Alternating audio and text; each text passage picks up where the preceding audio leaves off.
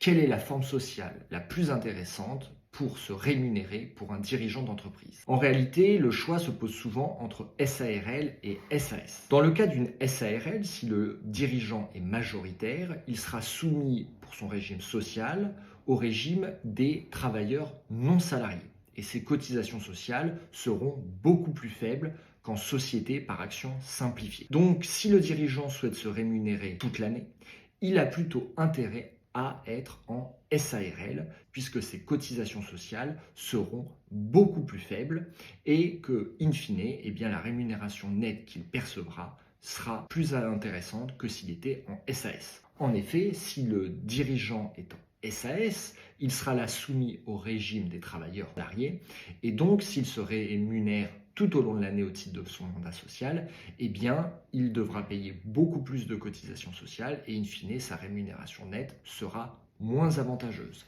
En revanche, si le dirigeant perçoit une rémunération très importante, la tentation peut être cette fois-ci de passer en SAS et de ne se rémunérer que par des dividendes en fin d'année, où là, une fois que le dirigeant aura payé de l'impôt sur les sociétés, il pourra effectivement rémunérer via des dividendes qui seront soumis à la flat tax de 30%. Attention toutefois, il ne faut panacher cette rémunération avec au moins un petit peu de rémunération au titre du mandat social, sous peine de payer un impôt complémentaire. Pour plus de conseils juridiques, abonnez-vous.